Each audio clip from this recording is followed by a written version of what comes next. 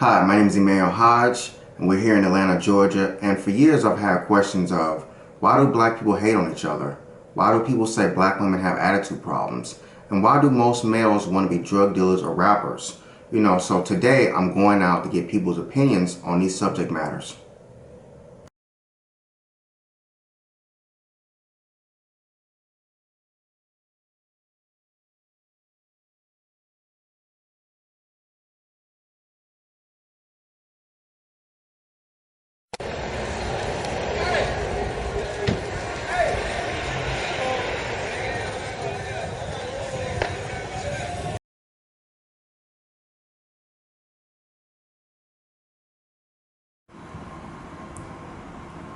Hi, my name is Damon Thorne. I'm a barber here in Atlanta, a barber slash entrepreneur here in Atlanta. Been here for about 4 years. And I want to ask you, man, why do you think a lot of black people, black guys in particular, don't want to get married? Are you serious with that question, man? We're in Atlanta now. Yeah. We're in Atlanta where the ratio is 20-something to 1, women to men. That's one main reason why men don't want to get married.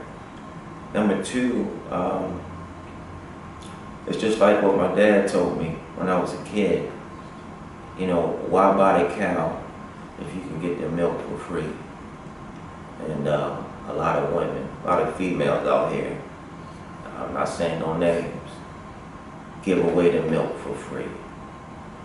And you're just not going to get any incentive from a man to want to commit to you beyond living with you. And sadly, here they'll live with you and won't even help you pay no bills. So it's a sad state right now. But until women start respecting themselves enough to not ask, but demand that a man respect you enough to want to make a commitment to you. If not, I don't care if we have kids or not. If not, she doesn't need you. Simple as that. Okay. And I want to ask you, do you think TV and music has played a part in the way black people act now? Most definitely. Most definitely. And that's because of, number one, reality TV. Reality TV is the worst in that regard because all they show you is everything but reality. Love and hip hop, housewives, you name it. They all perpetuate the reality of false reality. The reality is false. No, I'm not living it up. I don't want to see how many women I can get pregnant. I don't want to see if I can get this person as a girlfriend, that person as a girlfriend that used to be famous, and trying to extend that 15 minutes on a reality show. No. But as the youth see that, they look at it as a come up. And they say, well, if that person can do it, I can do it. Because it's reality TV. I don't even have to know how to act. Yeah, right. That's all they're doing. But it's an easy come up, man, because education is getting pushed further down, and they don't see that as an option or allowable vehicle to make something of themselves. So they're gonna go the easy route, which is what they think is entertainment. And I want to ask you, what I've noticed is, since I've been living in Atlanta and a lot of other places, that there are more women working than young black males. Why do you think there are not enough black males working in the workforce? Are you kidding me? Nobody wants to work, especially black men. Yeah, I said it, talking to you, black men. Most of y'all want a handout.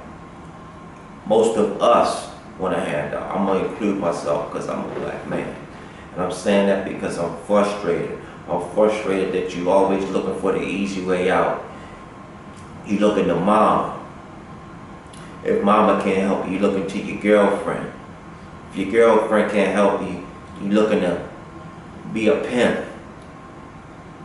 Go ahead and see how many numbers you can get and use them to your advantage financially and physically. And then when that fails, guess what you do? You go out and hustle. Like that's really gonna pay your bills.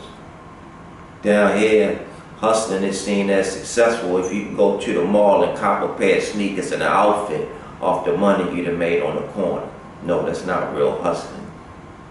A. B. It's not gonna do nothing but take you to an early grave or jail. So with these options, hard work is still not considered an option. And I say this to you. Go to trade school, get a trade. You don't have to go to college. Everybody's not cut out for college, I understand that. Get a trade, something that you're moderately interested in. That way, it's gonna be easy for you to work because at least you like what you do. What I do, I don't consider it work because I love what I do. It's a passion of mine. I'm just blessed enough to be able to get paid for it. Now, one more question for you. Why do you think we don't have enough black mentors? We don't have enough black mentors because a lot of us really don't want to step up to the plate. We want to be selfish and stay in our own little lives and be concerned with our day-to-day life. And we don't want to give back or even think about what the person beside me is going through, what my brother is going through. We don't even want to be concerned with people in our own family at the time. How are we going to be concerned with somebody that we meet out on the street or somebody we know in passing or so-called friends?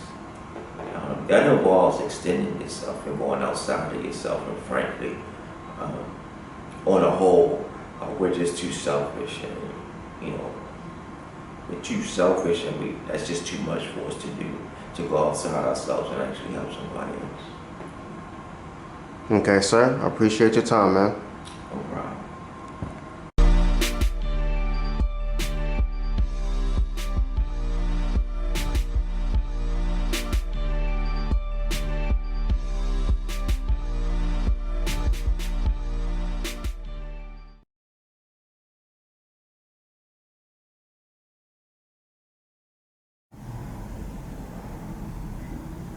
Hi, my name is Letitia Hodge, and I've been working in corporate America for over 20 years. So I want to ask you, why do you think blacks have a hard time supporting each other? I think it has a lot to do with mistrust. I think, unfortunately, in most cases, we view ourselves as competitors instead of comrades. We feel that it's a problem if we see someone get further along than what we do in life, and instead of looking at it as, well, if that person can do it, I can do it.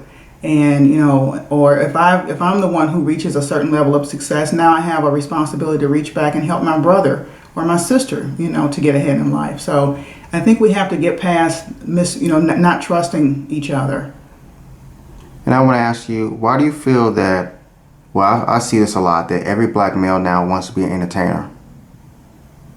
I think it's the way entertainment is perceived. I think that, it's kind of like a fantasy world. I think people feel like it's an easy way out. It's an easy way to gain a certain level of wealth and popularity and fame.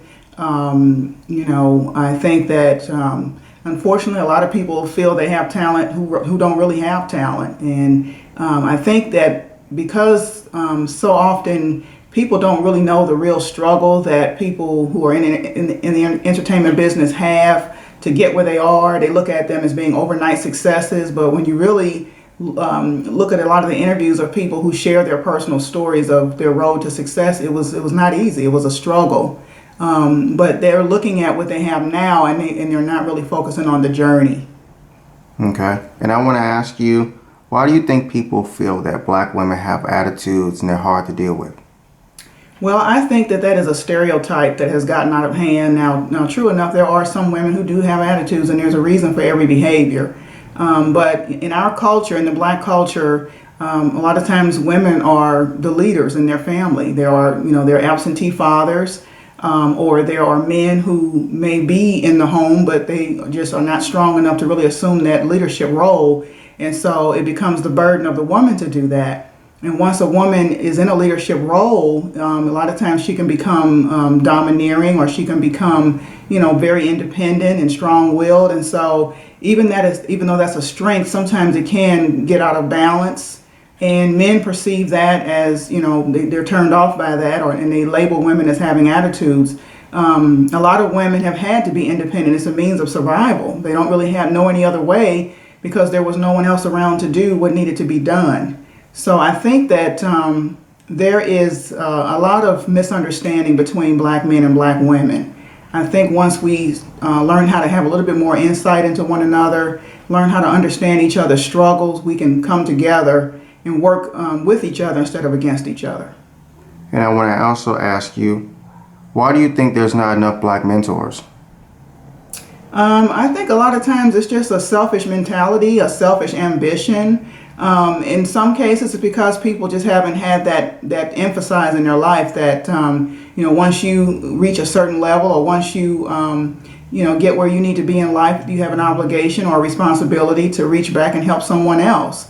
When one person succeeds, we can all succeed. But I think that because of the culture we live in, everyone wants to be on the fast track, and people feel like I need to get, where I want to be. I don't really have time. It's a distraction to try to help someone else. They might slow me down, but really, when you mentor someone, it's helping you as well. It's building certain characteristics in you, and it's helping you to actually bond with someone and share someone else's success. You can succeed and help somebody else succeed at the same time. You don't have to be competing with one another.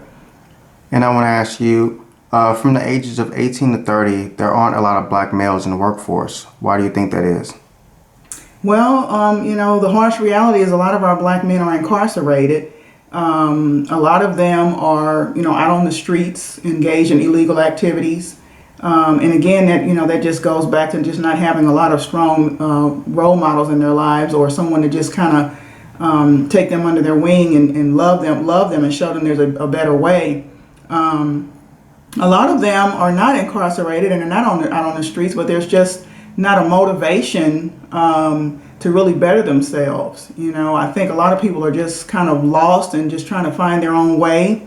They just don't really have someone to tell them and show them that there are all types of opportunities in this world that you can pursue.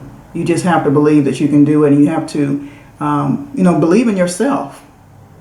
And the last question, do you think that slavery has played a part in how black people act today? Oh, definitely. I think that we are still being affected by it. I think that, a lot of us still have a slave mentality.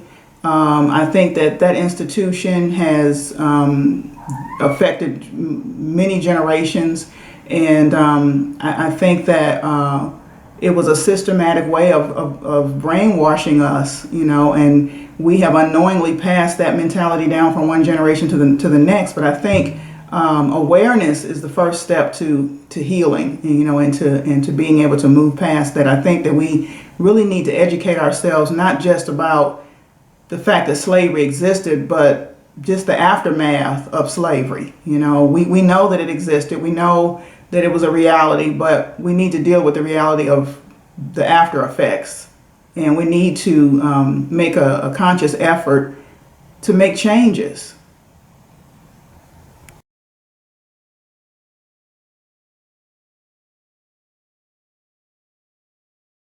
Doing too much. You don't do a dog like that. You didn't have to shoot him 8 times. If he was doing something to you and you was trying to stop him, where did the police shoot you? In the leg. You just shot all through my baby body. Lord, as we come now, we lift this family up, this mother, this father. We know that you are the answer to everything, every situation. God, we ask you to help us to endure this situation, this problem. God, we ask you to you are the strength of our lives. So Lord, we need you this hour to strengthen us today. Everything that's not like you, Lord, we ask you to rebuke it in the name of Jesus. And we ask that your will be done. And what are they saying to you, the police? What are they saying to you right now about what's happened to your son? They aren't telling me anything. They haven't told me anything. They wouldn't even let me identify my son. The only way I knew it was my son was from people out here showing me his picture.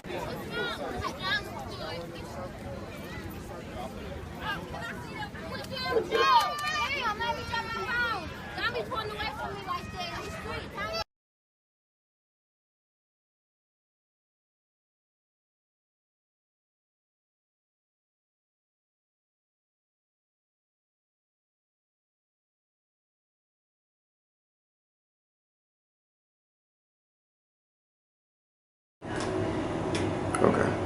My name is Kayshawn Nunez. I own a barber shop in Atlanta, Georgia called Trinity Barber and Beauty. I'm 48 years old and I'm a married father with 4 children. Okay, I want to ask you, why do you think every black male wants to be a drug dealer or a rapper? Because they have been programmed by the media to think that's what it is to be important or have status in society. People are more concerned with how they look than who they are. Okay, and why do you think black people hate on each other? Well, you know, we have to, it goes back so far. You know, the Willie Lynch programming of the slaves is the earliest beginning. We pit each other, we were pitted against each other. The black women and the black men were pitted against each other. So once they would make babies, they would separate them and keep the male baby with the mother and the female baby with a mother, and then they would let them mate later on. And what you have is division, because the one mother would raise the daughter to be strong and independent and know how to do stuff, and the other mother would raise the son in fear and protection of him. She's trying to keep the white man from killing him and keep people from killing him. And so he grows up not really knowing how to be a man because he's being raised by a woman. So it's a great psychological effect now this day. We have, the household is broken up more times than not, and women don't know their role in the world. They don't know how they relate to a man, and a man doesn't know how to relate to a woman because maybe they haven't had positive family images. And our roles are reversed, where women are more empowered through the job market than men are. So women make more money, so they feel like they don't need a man, you know, and a man's value is determined by how much money he makes and not by his character and who he is and everything he faces on a daily basis. So we look at each other, and I look at you and I say, oh, he ain't nothing. He got a little cheap Aeropostale shirt on and some little funky Levi jeans, you know what I'm saying? Instead of seeing you as a man, as a human being, seeing your value, seeing your worth. We determine what your value and worth is based on what you have on, what you drive, how much money you got in your pocket. When the reality is, if you got all your money in your pocket, you don't have no money. And I want to ask you, why do you think we don't have enough black mentors? For the most part, we live in a society where you have to seek out what you want. There are black mentors out there, but maybe you have to go a little distance to get to them. Or maybe the parent has to go a little distance. They've got Big Brother programs, you got churches, you got a lot of places to be mentored, YMCA programs, even if you're your local barbershop. There are women and men who have come in here and asked me to, you know, talk to their kids and do things with their kids. So on my days off, I might go to their flag football game or go to, you know, their football game, basketball game, baseball game, and take them to lunch. Sit with them, talk with them, ask them how they're doing, how's everything, and try to build relationships with them so that they can know that somebody cares about them, that I'm somebody they can talk to. There's a lot of resources out there, but we have become so lazy. We won't look for nothing. We won't even Google information on something. We'd rather ask each other, hey, you know where I can go do this? And you got Google on your phone. We have become lazy and complacent with where we are. I want to ask you, why do you think people say black women have attitude problems? Black women do have attitude problems, and that's just a natural fact. But I think the attitude is well deserved. And I'm going to tell you why. Black women have to work twice as hard than anybody in the world. You know, they have to deal with, you know, a black man who is psychologically damaged. You know, they have to deal with a white man who is trying to keep their foot on their neck while also using them as sex objects. You know, and then they have to raise children in an environment that's trying to kill them, systematically kill them or incarcerate them for profit. They work hard, they love hard, they just want to be loved, they just want to be valued, and they live in a society that really doesn't place any value on women in general. And then they have to get it from their black brothers too. So I understand that anger, that frustration, that inability to learn how to work through your feelings. You know, they stay in their emotions, you know, and there's no there's not an easy way to go and get those emotions looked at. In the black community, we look at mental health as a bad thing, like, you know, but we need some counseling. You know, we need to go see a professional and get help for our issues. Our issues have taken place over at least 400 years just in this country, you know. So sometimes it's good to go get some help and get some insight from a professional who knows how to deal with these things. And why do you think black males are targeted by the police? Well, it's not that black men are targeted just by the police. Black men are targeted by a white male-dominated society. We live in a white male-dominated society that wants to profit off of sick people, profit off of incarcerated people, and keep white supremacy, racism, as its system. They fear us. They fear us. And I'm gonna give you an example. Two brothers. A white guy and a black guy, good friends, were discussing, you know, police brutality and things like this, and you know, and the black man said to the white man, "Why? I don't understand. Why are white people so scared of us? Why are the police so scared of us?" And the white man said, "Are you ready for the answer?" And he said, "Yeah, I'm ready." And he told him, if the things that were done to black people in this country had been done to any other race of people, we would have burned this country down a long time ago. And we're just wondering if today's the day you're going to do it. I have one more question for you. Do you think TV and music plays a part in the way black people act? Oh, really? That is a no-brainer. I'm going to be honest with you. There is a book called, let me grab this book right quick. I just want to grab it. That's very important.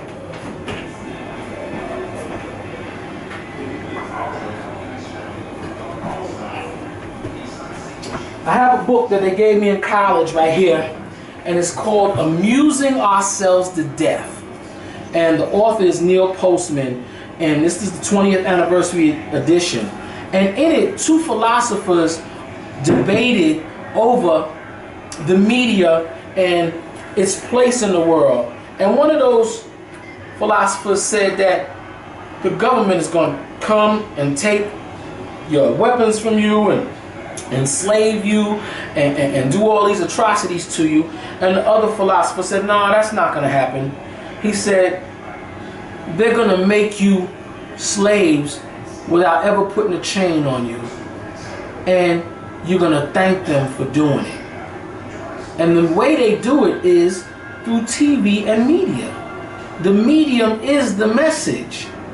The images that we see of ourselves, the things that they put on TV are all there to distract you, all there to give you a short attention span. We live in the instant generation. I want what I want when I want it. So we microwave our food now. We don't cook. You know, the images we see on TV, when you see news come on, what happens? Breaking news, and music is playing and lights are flashing, and they give you 10-second clips, 2-minute clips. So you move from one image to the next image to the next image, and what happens is you develop a short attention span.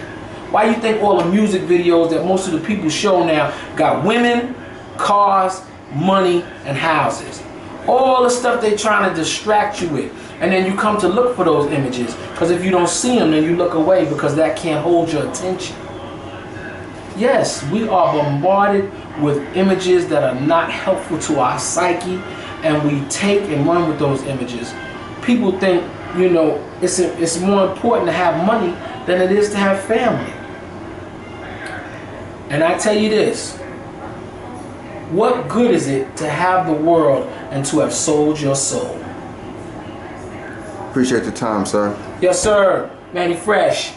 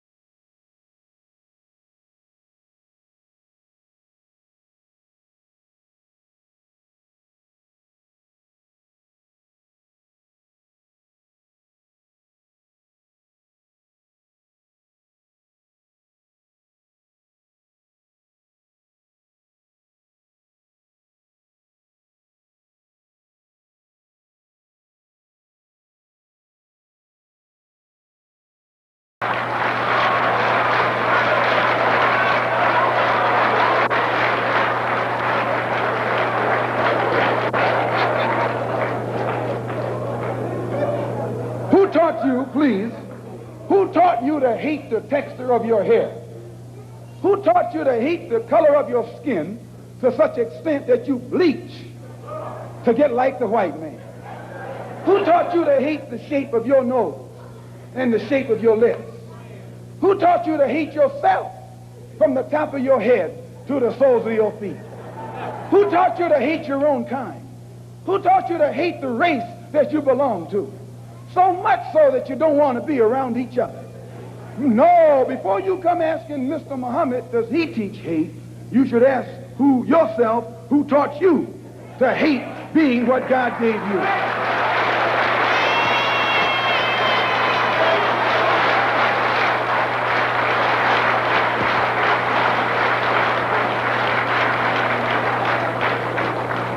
We teach you to love the hair that God gave you. Here you way out in the middle of the ocean, can't swim, and you worried about someone that's in the bathtub and can't swim.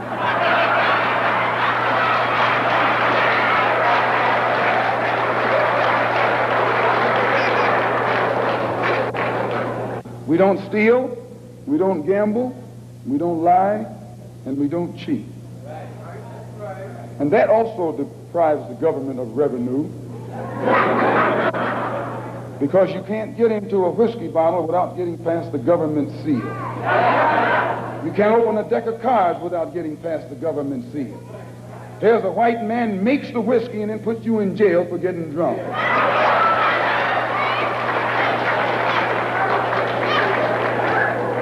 He sells you the cards and the dice and puts you in jail when he catches you using them. So he's against us because we fix it where he can't catch you anymore. We take the dice out of your hands and the cards out of your hands and the whiskey out of your head. The most disrespected person in America is the black woman. The most unprotected person in America is the black woman. The most neglected person in America is the black woman. And as Muslims, the Honorable Elijah Muhammad teaches us to respect our women and to protect our women. And the only time a Muslim really gets real violent is when someone goes to molest his woman. We will kill you for our woman. I'm making it plain, yes. We will kill you for our woman. We believe that if the white man will do whatever is necessary to see that his woman gets respect and protection, then you and I will never be recognized as men until we stand up like men and place the same penalty over the head of anyone who puts his filthy hands out to put in the direction of our women.